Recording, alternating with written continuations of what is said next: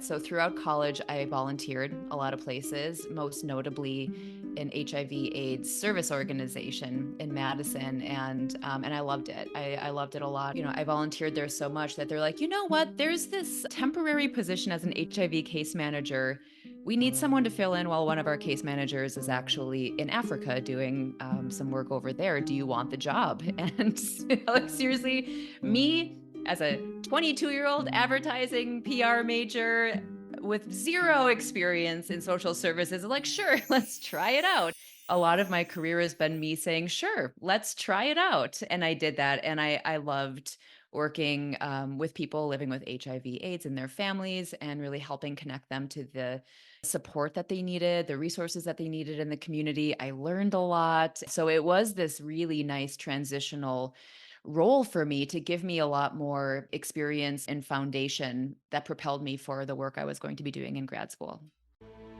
In a corporate world where all employees have great leaders with no egos that create fun cultures where people can do their best work, the employees and companies thrive while doing great things for the customers, themselves, and each other. Well, we know that rarely happens. I'm Jeff Palacio. I have been a leader for over 40 years for every t-shirt size company, from small 16 employees to extra large over 1 million. Please join me while I interview outstanding leaders that will share stories of great leadership and not so great. It will help you become a better leader while poking fun at all the crazy shit that happens in corporate America.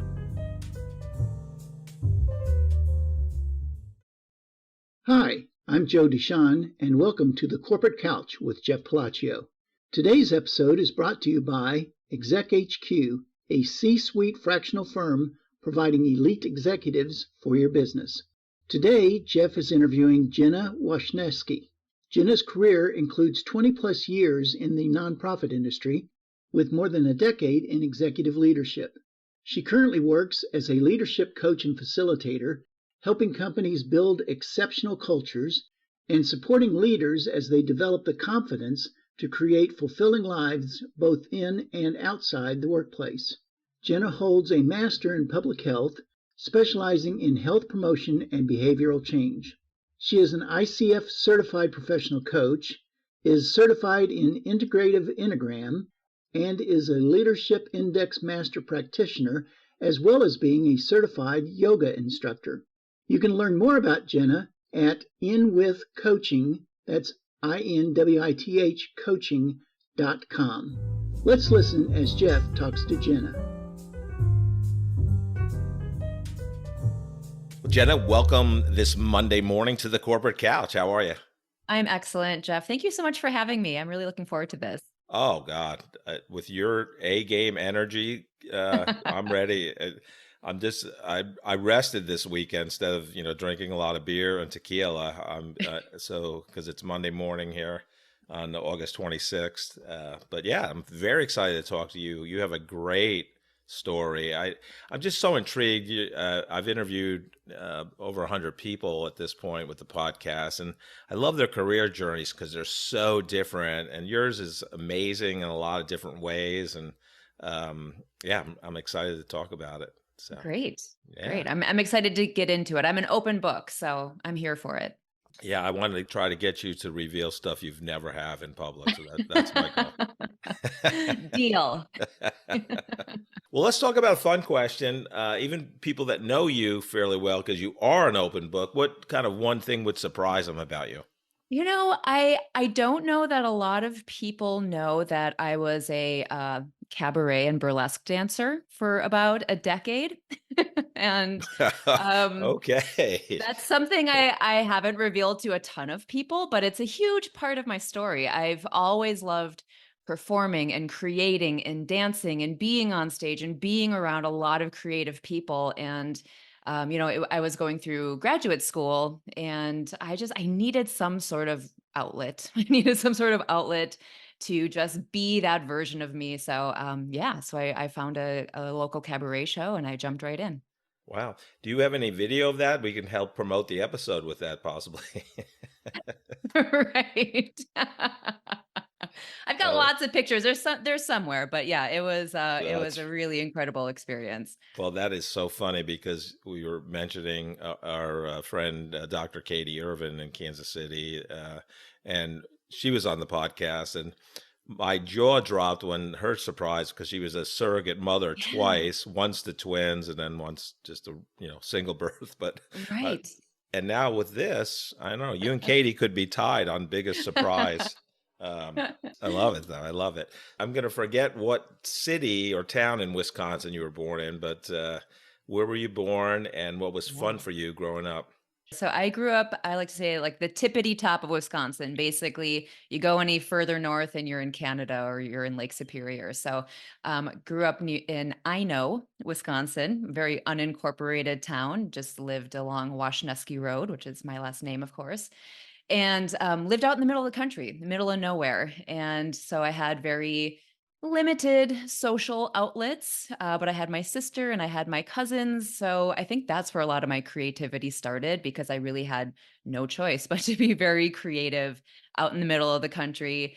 And just, we made up plays and I forced my sister and my cousins to learn dance routines. And we just created this imaginary world, which was really magical. Did you do any formal dance classes? I don't know if they were available that far north Wisconsin, but That's a great question. I didn't. It wasn't until I was in my 20s that I started taking formal dance classes. And I actually started taking Middle Eastern dance classes, so belly dance classes in my wow. 20s. And I loved it. I was hooked after my first couple classes. And I remember specifically writing in my journal, wouldn't it be cool to get really good at this one day?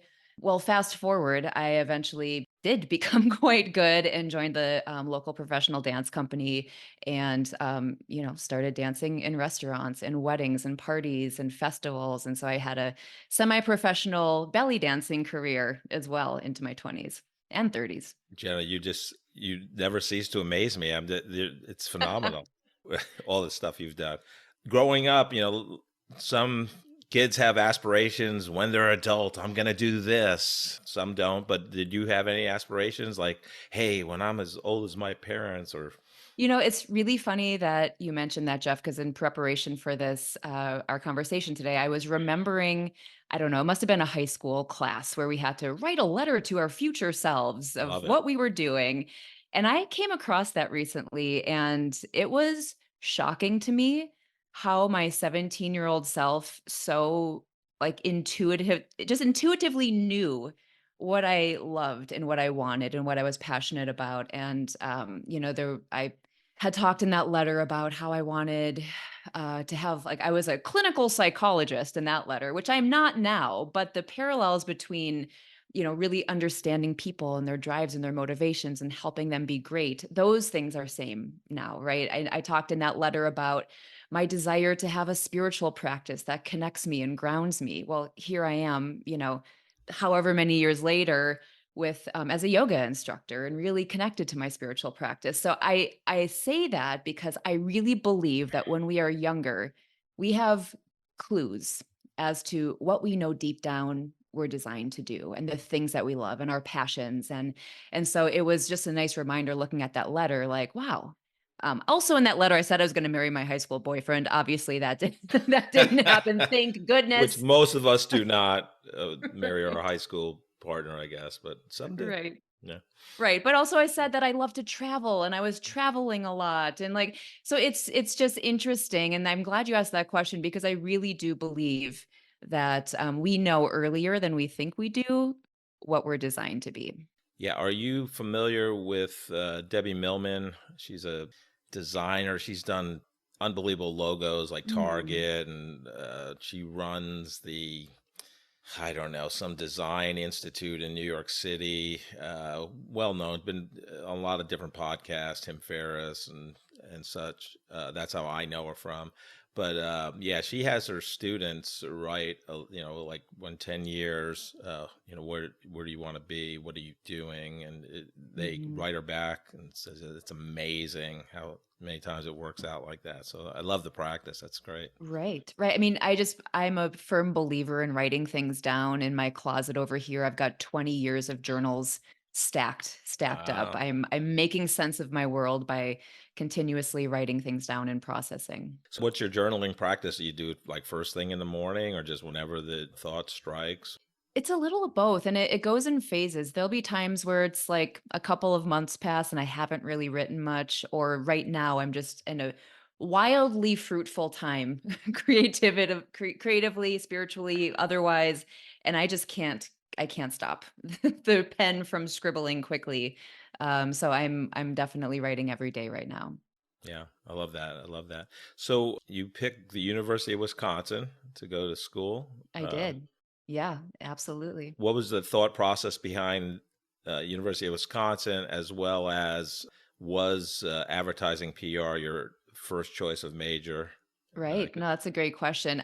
So growing up in a town as small as I did, and I actually graduated from Ashland High School in Ashland, Wisconsin. Go Dockers.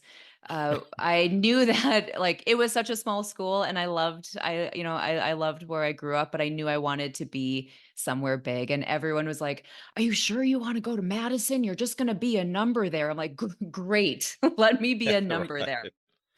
I just want to be exposed to new things and diversity and people. And I want to be, I felt like Ariel from The Little Mermaid, where I just like wanted something bigger and something more. So I went to Madison and it was amazing. I loved it there.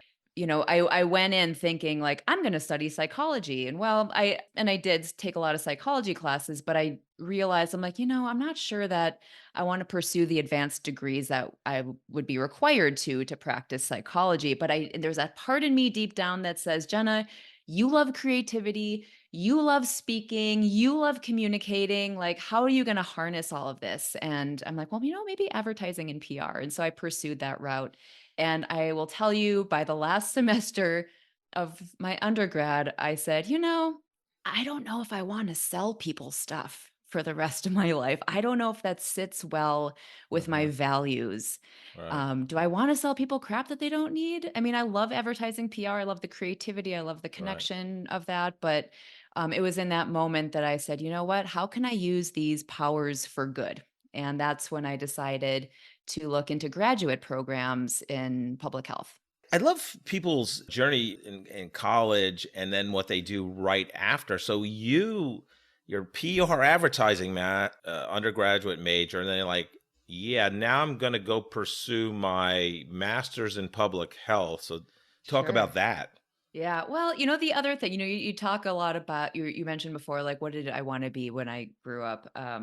I loved anything medical related and health related. And I was always fascinated by that. But I knew I wasn't going to be a doctor or a pharmacist. I just didn't have the intellectual capacity for some of those classes, nor did I think that it would be super interesting to me. But I loved like the social service aspect of it. So throughout college, I volunteered a lot of places, most notably an HIV/AIDS service organization in Madison, and I loved it. I loved it a lot. And after I volunteered there so much that they're like, you know what? There's this temporary position as an HIV case manager.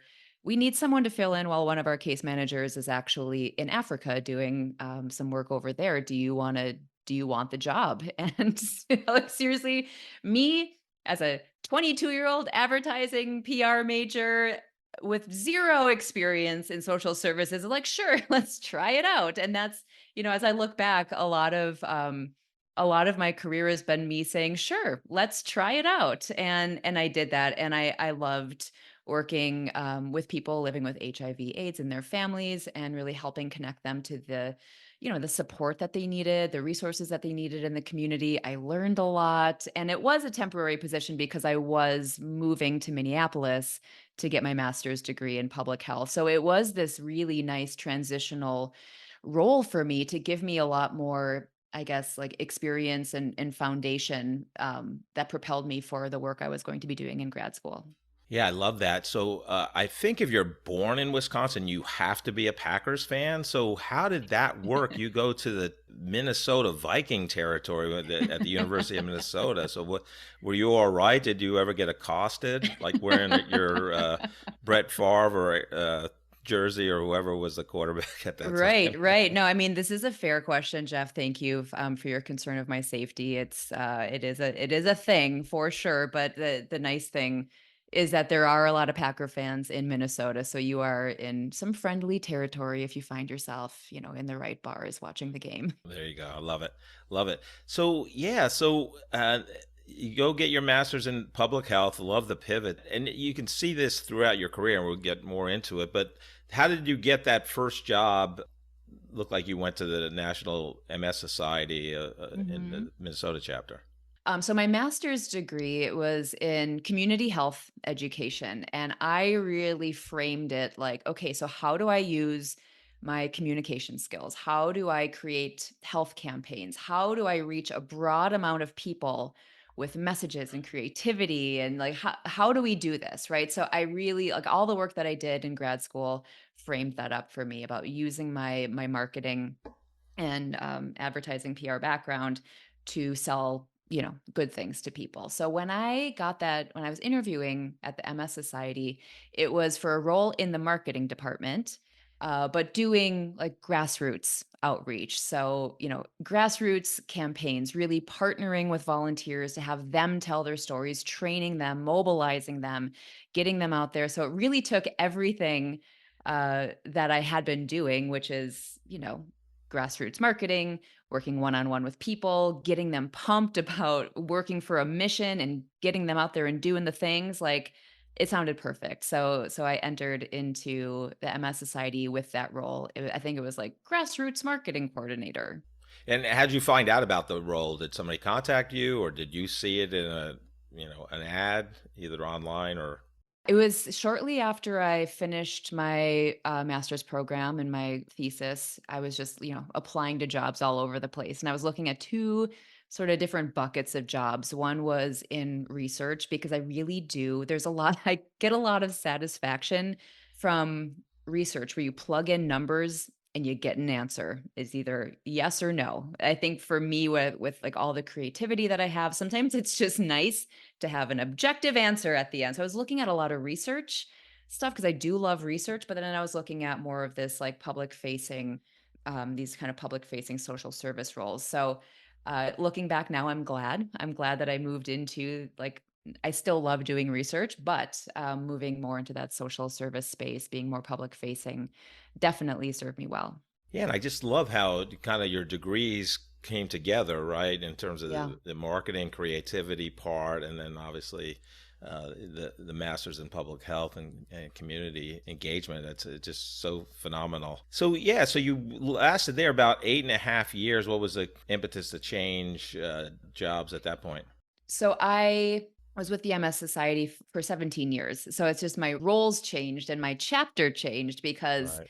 after about 10 years in Minnesota, again, it was one of those situations where they would say, "Hey, Jenna, do you want to take on our grassroots advocacy work and our public policy work?" And I raise my hand and say, "Sure, I'll do that." Right? There were so many opportunities for better or for worse in nonprofits. You have a lot of opportunities to try new things. That's just kind of how you roll when you're in a nonprofit. You're kind of wearing a lot of hats.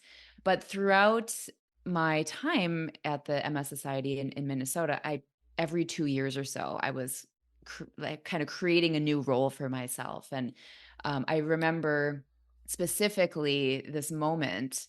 I remember exactly what conference room I was sitting in. I remember like what time of day it was. I was leading a work team on our employee engagement strategies. We had just like realigned chapters. We merged with another chapter. We were really focusing on how do we create, a really strong culture where people feel like they're really connected and engaged. And I just felt like I couldn't stop having ideas around employee engagement and things that we could do. And it was just like this fountain of inspiration. And I knew in that moment, like, I'm really good at this. I'm really good at helping people feel engaged and connected and making them feel like they're part of a whole, excavating their jewels and helping them bring those to the table. Like it just became really clear to me that I loved doing it and I was really good at it. And it's those little moments that we should pay attention to. Again, those Right. the moments of passion.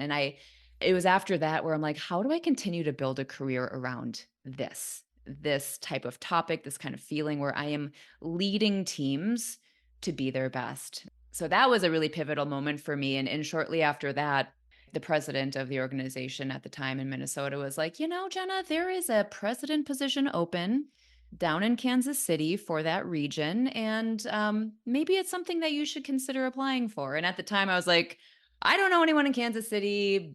Being a president sounds a little scary, sounds a little hard, but also me raising my hand and saying, okay, let's try it. Let's find out. I threw my hat in the ring, and long story short, here I am in Kansas City. Well, you're probably afraid of Kansas City too, because it's an AFC West, and you were Right. used to the NFC Central division with the Vikings and the Packers.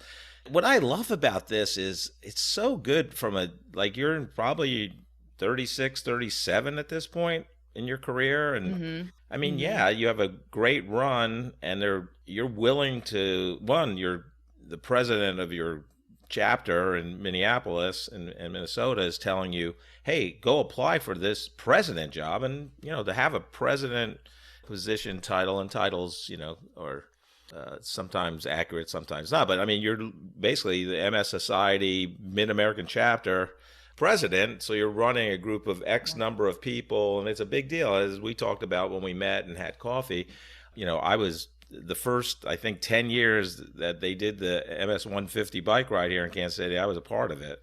So I know what events like that take, and it grew from, pretty small event to a pretty large event. So what was your biggest aha, okay, now I'm, the president, like everybody works for me.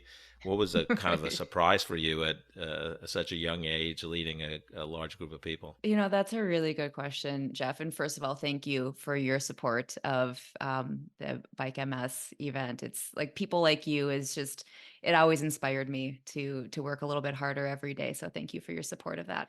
And I look back now as this being a really, truly like aha moment for me. So I was in Minneapolis, right? Here I am in Minneapolis, moving down to Kansas City. I don't know anyone in Kansas City. I don't know a darn thing about the corporate landscape of Kansas City or the communities in this three straight state region I was leading. And here I am, this new girl coming into this new city. And at the time, I was the youngest executive in the country. And so I had this mentality of, okay, Jenna, you know what? They're moving you down here from Minneapolis to Kansas City. You better prove that you deserve to be here.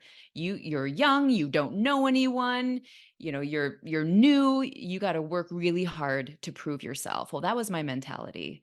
This like, you got to prove that you are worthy to be here. And for better or for worse, I had that mentality, and it forced me to work really hard and to show up a lot. So that was the good thing. But for worse, it really started to chip away at my belief in myself and my confidence in myself, and thinking that I needed to be some other version of myself to prove to everybody else that I was worthy of being a president, when in fact, I was hired for this role for very specific reasons. And what the chapter needed at the time was someone to come in and help engage the communities, to help everyone to feel part of a bigger whole, to like all of these things that I was really, really good at.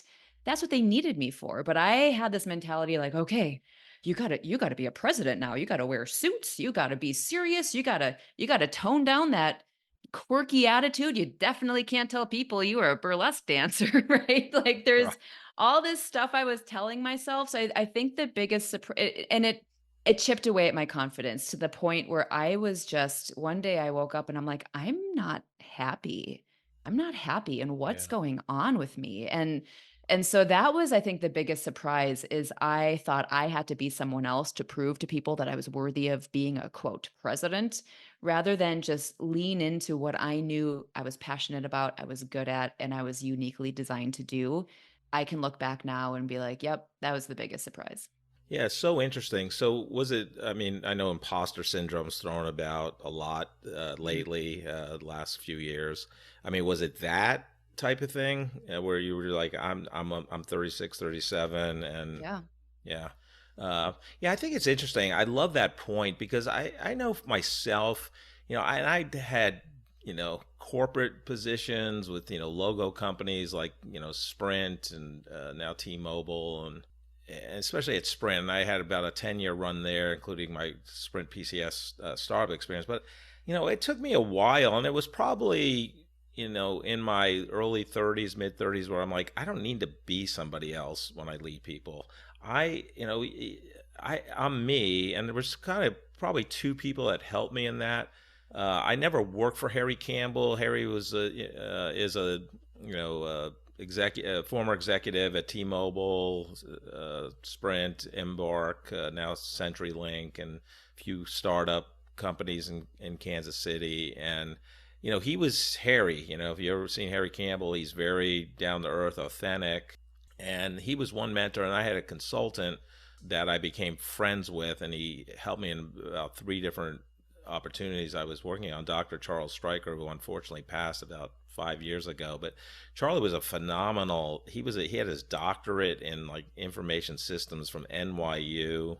Sold his company in 1992 for $20 million, which I don't know the math on that now, but it's got to be 80 to 100 million.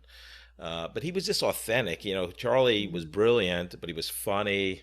I mean, we had an argument one time at a conference he had at about midnight at the hotel bar. He was saying there was a drive-through enema place in Los Angeles. And I'm like, I mean, how could, colonic, I'm sorry, not enema, colonic place, colonic irrigation, the drive-through. I'm like, how does that happen? You can't, there's no way. He goes, let's drive up there. I'm like, it's midnight, it's 2 hours away. But anyhow, the other thing I'm interested in, for me, when I started to get leadership roles where I had, responsibility for a group, and I was much younger than people I was leading, how did you handle that piece of your position? Because obviously a lot of people were probably older than you with a lot more experience at the Mid-America chapter of MS. Yeah, I mean, I think a lot of it is it's important to remember as a leader that you're not the smartest person in the room, and there are people, if you're doing it right, you got a lot of people around you who have skills and experience that you can lean on. And so that was really important to me. It's always been important to me to have this growth mindset, knowing that I don't know everything, thank goodness, because I love learning and I love continuously evolving. So it was really about understanding, like getting to know people, understanding their strengths, their experiences, and acknowledging that and validating that and helping them recognize how much of an asset that is, and then leaning into that and asking for help around that. And so just having that humility, I think as a leader is really important. And people want to be recognized for the things that they're good at. Like, holy smokes, does that feel good? And I think that's, when we talk about employee engagement, people, one of the questions that's often in these employee engagement surveys is, I have the opportunity to do what I do best at my job. And the more that we can acknowledge that in people and give them opportunities to do that and to shine and to grow, hooray, right? And so like, I think that's how I manage that, is recognizing that other people have a lot of strengths and qualities that I don't have. How do I elevate and amplify those for the greater good? Today's podcast is brought to you by Exec HQ, a C-suite fractional firm providing elite executives for your business. If you're having challenges taking your business to the next level, if you want to augment your leadership team, or prepare your company for increased growth, profitability, and an eventual successful exit, we have seasoned executives from every C-suite position ensuring a perfect fit for your needs and the dynamics of your industry. You will work with senior leaders who like to roll up their sleeves while checking their egos at the door. They can help your business in specific services such as strategic planning, executive leadership coaching, financial management, corporate governance, marketing, sales management, and many other advisory solutions vital to your business success. That's exechq.com. To learn more, go to exechq.com or email Jeff Palacio at jeff.palacio@exechq.com. I'll keep on the football theme a little bit since we're both football fans. But, when the great ex-Kansas City coach Marty Schottenheimer passed, almost to every player that talked about him, Marty cared about me not only as a football player, but he cared more about me as a person, right? And that's really what it is. I mean, part of leadership is everybody is different and they're doing a job, but it's not, that doesn't define them. They have other roles in Right. life, father, husband, wife, partner, Yeah. uncle, aunt, sister. There's just so many things, right? And you just have to understand what makes people tick. And yeah, so I love that. So you're obviously a very intuitive person, and I love how you listen to the God whisper or the universe whisper. But here you are, probably a very successful president. After about 7 years, there's some kind of God nudge or whatever it is to move on, and you do a kind of a complete pivot. So let's chat about that. I always knew leadership is just in my blood. I like to say that my first leadership role was when I was 3 and I became a big sister. And I think any oldest sibling knows the the plight of being the oldest, where you kind of have no choice but to take charge and make decisions and, just be like focused on the good of everyone. And so I knew that leadership was in my blood. I love leadership. And throughout my leadership career, I noticed a lot of things that I didn't necessarily appreciate in other leaders, or ways that I thought, you know what? If they just tweaked this thing or this thing, their cultures would be stronger. Or so I just started to notice all of these things, and I thought, you know what? One day I want to be a leadership coach or consultant or something where I can help leaders build that self-awareness to create amazing cultures, to create places where people love coming to work all the time. And, here we were in the midst of the pandemic, and it was hard. It was hard to be a leader anywhere, period, full stop. But particularly when you're trying to raise money and you can't have events in person where you raise money and you're building relationships and you're on the phone, it became, I think for all of us, it was really hard. And I continued to think like, what else can I be doing with my career, with my life? And so naturally, whenever I'm in a big transitional moment with myself, I go on a solo trip. And so I drove myself down to New Mexico. I went to White Sands, down to Las Cruces, kind of all over the place. And I ended up in this little Airbnb in Madrid, which is just south of Santa Fe on the Turquoise Trail. And I woke up one morning and it was kind of chilly. I had my black hoodie on. I got my little cafe au lait, sitting on the back deck of this Airbnb, just like enjoying the crisp air and the mountains. And I was writing, and I was just thinking, I just wish I could do this all the time. And I said to myself out loud, why don't you stop talking about it? And why don't you do it? And I said, okay, fine, Jenna, stop being so bossy. And I did it. The moment I got back from that trip, I think actually whilst sitting on that back deck, I sent a message to this coaching certification program I'd been looking at, sent in an inquiry, and they emailed me back right away. That next day when I got back to Kansas City, I had a conversation with them. And the next month I enrolled in a leadership coaching certification program. That was like a 9-month program. And that kicked off my journey for me. Yeah, and you did that obviously outside of the MS Mid-American chapter. Interesting. How many people were you leading at the time, or at the high I point? think staff. I mean, staff wise, it was probably between like 15 and 20. And then of course I had an entire board of trustees, and then I had different like leadership councils in 4 different cities. And so with volunteer leadership and staff, it was a significant amount of people. Yeah, and it's interesting you made that choice because, I mean, again, you have a significant job, you have a nice title, and I'm sure the pay was decent. So, yeah, and you just do this pivot. So what was your plan? Like, okay, obviously you get the certification, and not only did you get the coaching certification, but I want to talk about that energy leadership master practitioner one too. So you do the 9-month course. Did you start developing a plan? This is how I'm going to exit out of the MS Society? Talk about that. Yeah, there really was no plan. It was just me saying, you know what, this is the next thing that I'm doing. This feels like the right next thing. And the organization was so excited for me. They're like, finally, we want you, like we know deep down that this is what you want to do. Let's have you do this. I had been there for so long that people knew me and respected me and trusted me. So they started to loop me in on some of the like larger like executive retreat planning where I could help with different sessions and things like that. So I was able to integrate my coaching and some of my stuff into the MS Society, which is so great. They're so flexible with that. And I really had no plan, to be honest with you. I'm like, I'm just going to do this and figure it out. And I was one day, I'm like, you know what? I'm just going to look on LinkedIn and see if there's anybody else in Kansas City who has done this certification program, and ran into Zach Arend, who you know well, you've had on your beautiful podcast here. Met with him for coffee, and he was talking about, because I wanted to talk to people who have done this and see what they're doing with their lives, just so I could see any glimmers of what might be possible for me.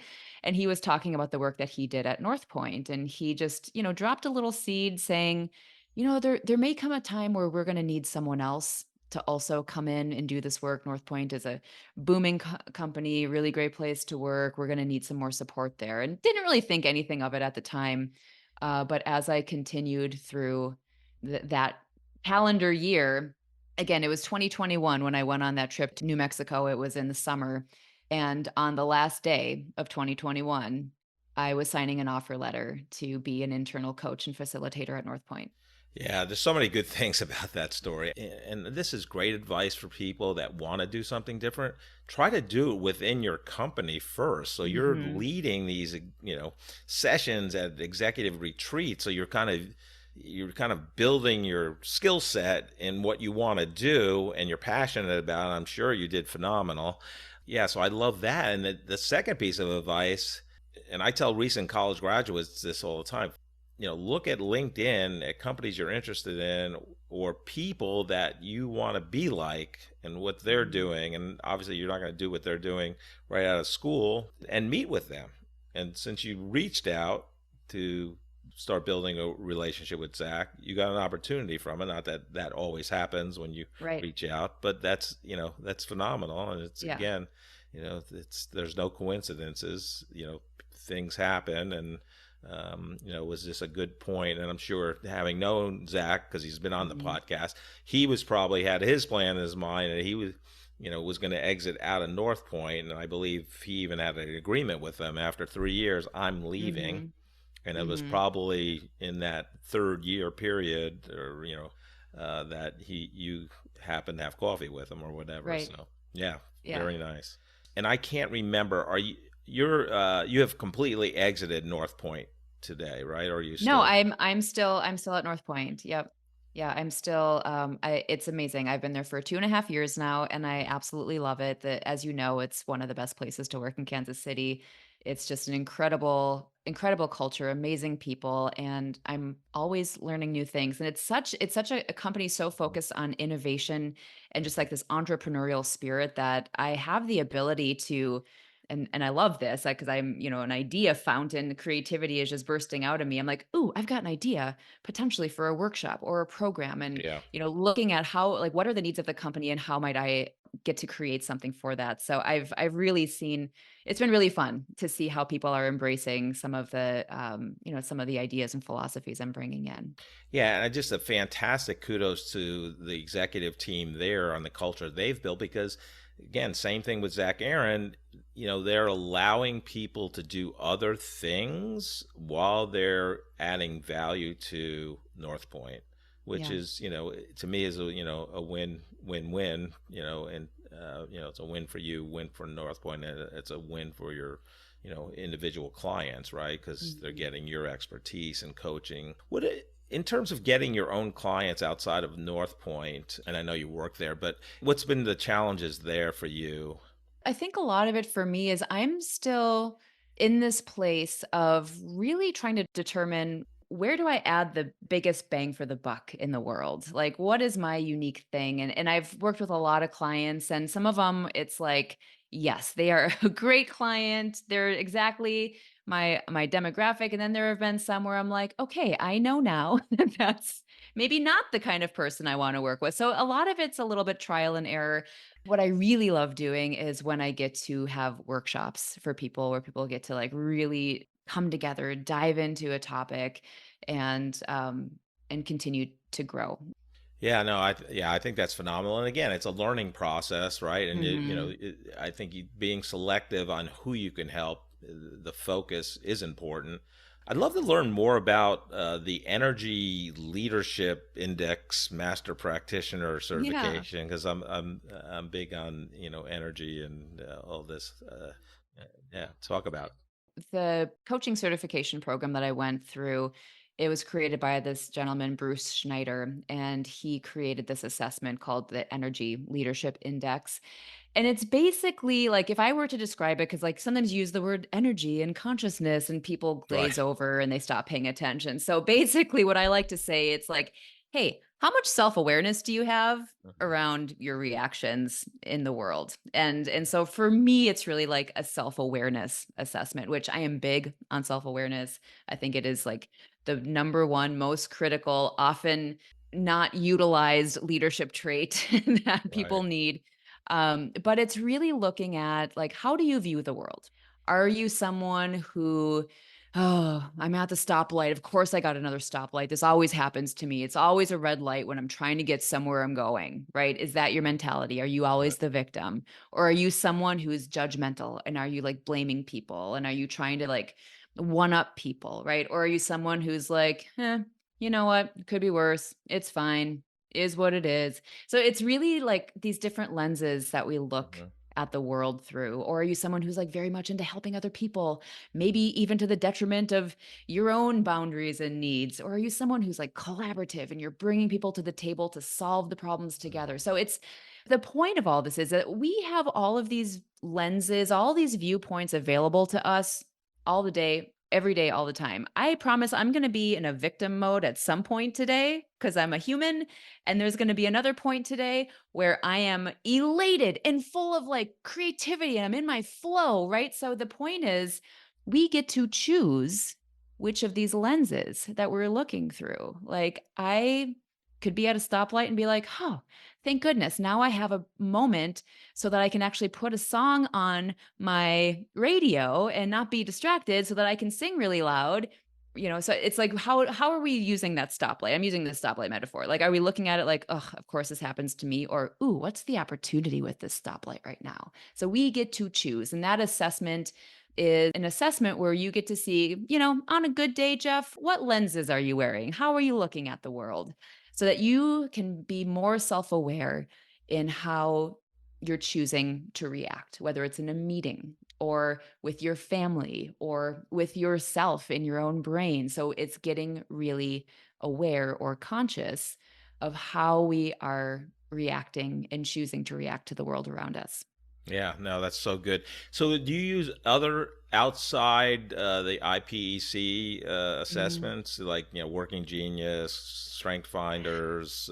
Yeah. Oh gosh, I love Strength Finder so much. I'm not certified in it, but I'm a big Strength Finder fan. Yeah, But me I too. am I Yeah, it's and so you're a good. maximizer, I saw. Heck yeah, I am. Often to the detriment of people around me, I'm trying to always make things better.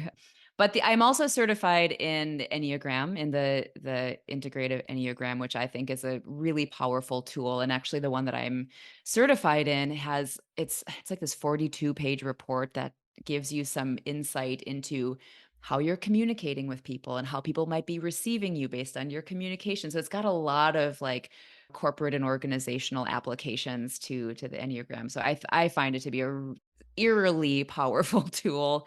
So I use that one, but I have taken the disc and the Strengths Finder and the Working Genius and all of those, and I love assessments. I can't get enough of learning and growing and more deeply understanding myself and others around me. Yeah, no, I love that. Jen, I noticed you were a yoga instructor too, so that's again like a Renaissance woman that you are. How do you incorporate that practice into your kind of leadership coaching? Yeah, that's a good question. So I've been practicing for over 15 years. I've been teaching for 5, and I just find that there are so many I find so many overlaps in the conversations I'm having with clients, just sort of the themes that I'm capturing from the universe throughout the week. And they all tend to relate to yoga philosophy. So one of the great things that I get to do in my classes is to have a theme, like what, bringing something tangible from our world onto the mat and helping people kind of feel it and internalize it in their bodies and think about, how do I take this message, take this lesson off the mat and integrate it for myself. And I think a couple of the key things that I continue to come back to in my themes is the importance of taking time to notice what feels good for yourself. Right. And I think this goes back to when I started that president role. I was so focused on what I thought I was supposed to be that I didn't tune in and tap into, okay, but Jenna, what do you need? What feels good for you? What do you want? I was really like attached to this, this notion of what a president was supposed to be. So I think one of the main themes is like really tuning in and understanding, what do I need right now?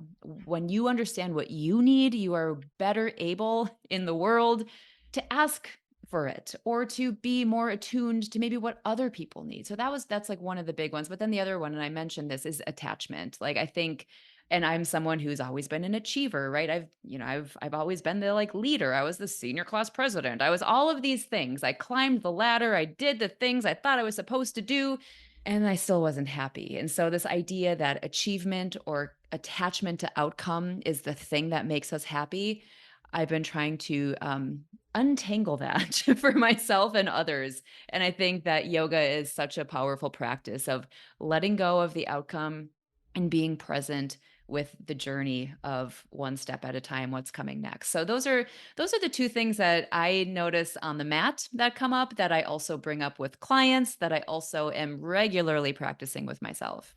Yeah, no, I love that. Let's go back to self-awareness and being as a leader, being self-aware, because I do think it's a Mhm. critical, Socrates, know thyself. What are some of the things you impart on the people you coach in this area?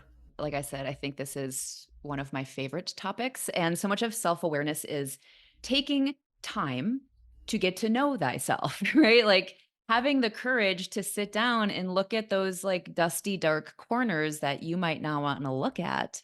But I think that those are some of the most critical ones. And I think sometimes you get these leaders who are like, I don't know, I am who I am. And you just deal with it, just live with it. But I think that, again, that's more of like a fixed mindset, right? And, I get the ability to look at a lot of teams and their cultures, and I get to see the cultures that are thriving, and I get to see the cultures that are a little disengaged, or, maybe, don't have quite the same communication, for instance. And it all starts with the leader. It all starts with the leader. And whether you like it or not, as a leader, you're influencing people. And the question is, what's the influence that you're having? And do you really know the influence you're having? And that's where self awareness comes in. And I ran across this concept recently called affective presence. And it's like a psychology framework. It's basically, how do people feel about themselves in your presence? What is the atmosphere that you create with your presence? And it could be a good atmosphere, it could be a bad atmosphere. It's really about like your emotional attunement. How are you showing up? And listen, we're all going to have some bad days. We're going to show up in a real crappy mood sometimes. We're humans, right? That's to be expected. But it's really about like consistency. What kind of stable atmosphere are you creating? What's the emotional footprint that you are leaving with the people around you? How do people feel in your presence?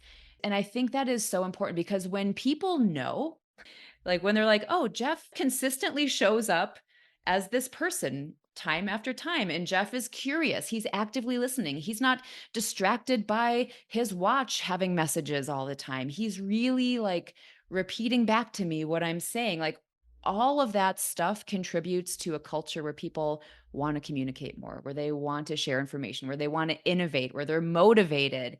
And it all starts with the leader having the self-awareness of, how am I showing up? What is my emotional footprint?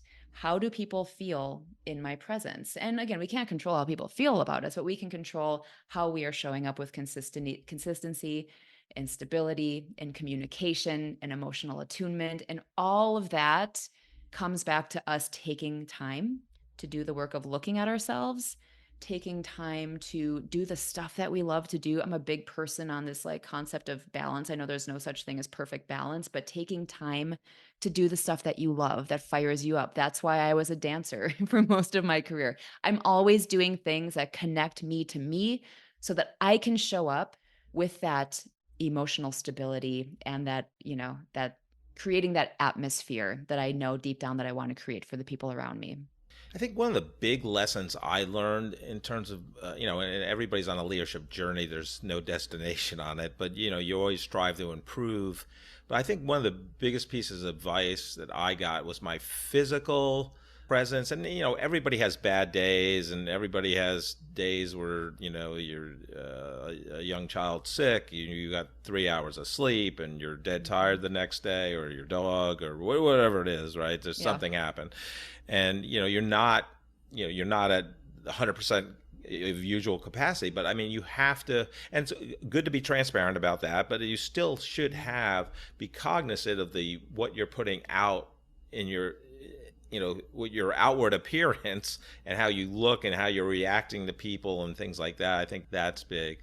And yes, and what you said about that, just about that transparency, I do think that there is so much power in being able to share it. Like, you know what, I got 3 hours of sleep last night. My kid is sick. Because when you do that as the leader, you're giving other people permission to be like, okay, I can show up with that level of transparency and authenticity as well. So it's really important to create that vulnerability. Well, yeah, and 100% agree, as well as, and you can see that I'm trying my best to be, optimistic and positive and, just still lead, but I'm human, right? Yeah, exactly. Jen, I love helping two groups of people. One is that recent college graduate as they get that first professional job post-college, but they have no idea what to do. As well as any early career advice, what would you tell a recent college graduate? I would have them do, shocking, a little reflecting and writing exercise to look back and to look back their entire life. And as a 21, 22-year-old, it's not going to be that long, but look back at when you were little, when you were in school, when you're in high school, whatever. What were the things that you love doing? What are the things that you could just lose time for hours doing? What are the strengths that you bring? What could what are the things that people ask you to do on a team? Like, write those things down. What are your strengths? What are your passions? And really paying attention to those things, because those are going to be the bedrock for you as you continue through your career. So getting really clear on your strengths and passions is going to help you feel more confident in those things that you bring. Fantastic advice. I love that. The next is, once if you take the career path of actually being responsible for a team of people, and now you become a manager or whatever the title is, and now you're just starting that leadership journey where you're responsible for a team of people, what advice would you give that person? Hopefully those people have done my exercise of looking at their strengths and passions. But remember who the F you are, basically. Like, you were selected for that role for a reason. Have some confidence in that.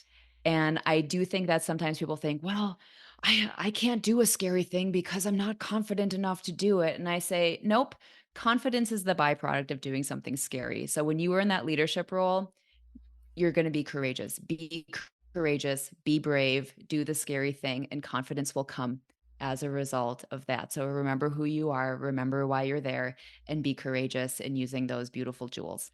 Yeah, that's great. Love that advice. Jenna, you're great. You've been so good. How could people reach out to you if they want to work with you in your coaching and leadership? Yeah, absolutely. So my coaching is In With Coaching. I like to say out with the old, in with the you, really letting go of the stuff that we don't need so we can make space for what really, really matters. You can find me at inwithcoaching.com and on LinkedIn, of course, and In With Jenna on Instagram. And I've got my podcast too, In With the Podcast. That's great. We'll put that all in the podcast episode description so they can find you. So, Jenna, thank you. I love your energy. You're just a joy to talk to, and I'm excited for our next conversation. Thank you so much, Jeff.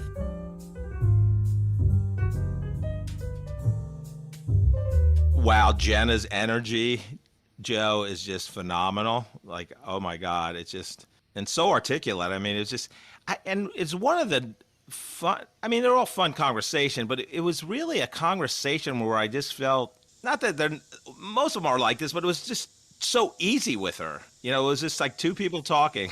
Yeah, yeah, and it could have gone on and on and on. Yeah. I've said this before. It seems like every one of our interviews is getting better than the one before. Well, how are you going to top that? Well, how did Jenna top that? Well, one of the greatest surprises about the guest and first time reveal that she was a cabaret burlesque dancer in her college, Who saw that coming? So I'm like, yeah, that's great. And I teased maybe we can use, if you have some video from that, we can maybe help promote the episode, but she didn't want to go there. No, it's all good. Yeah, no, I just love talking to her. Again, just like many, the vast majority of the guests, the pivots, starting in college, she's a marketing major at the University of Wisconsin, and then goes directly to get her master's in public health. And yeah, then, where'd that come? Right, but then the convergence of her marketing undergraduate and the public health, and 17 years in at the different chapters of the MS Society, multiple sclerosis.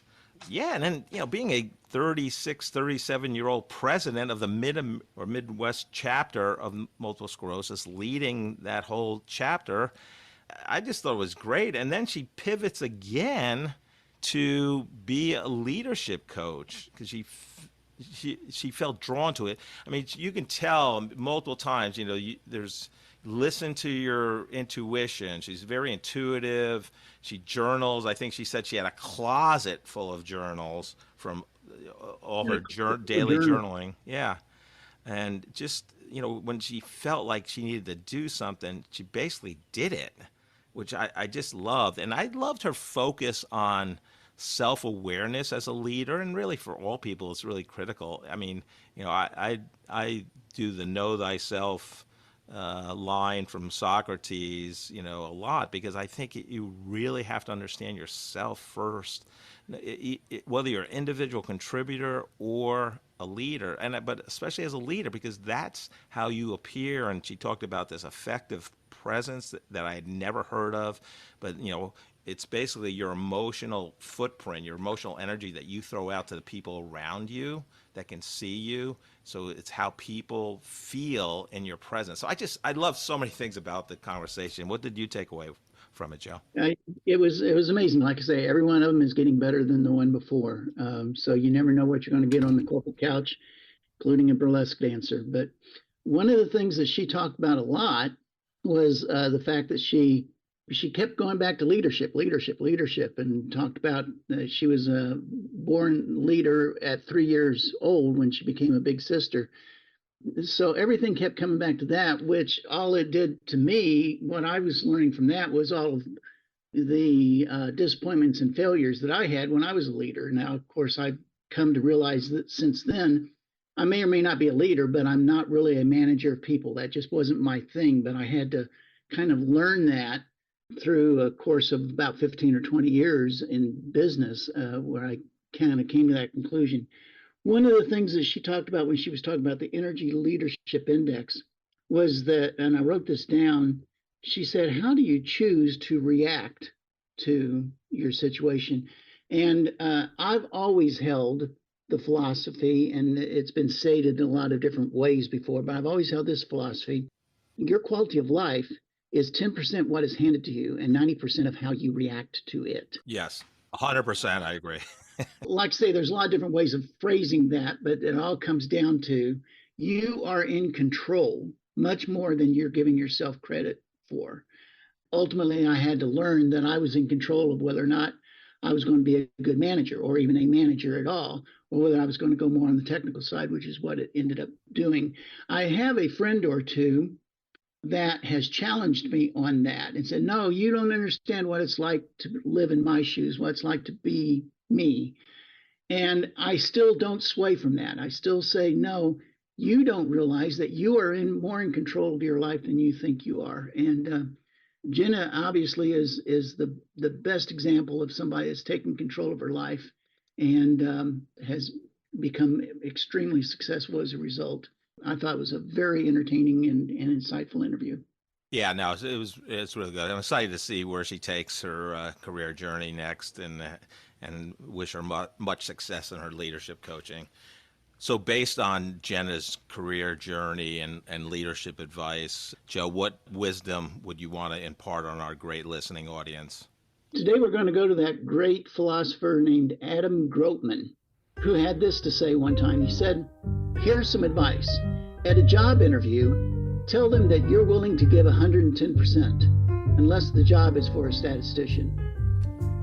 Thank you so much for listening to this episode of The Corporate Couch. If you enjoy the podcast, I would love for you to take 2 minutes out of your day to rate us 5 stars and write a review. Please join me next week to learn from another great leader sharing their professional journey and insights.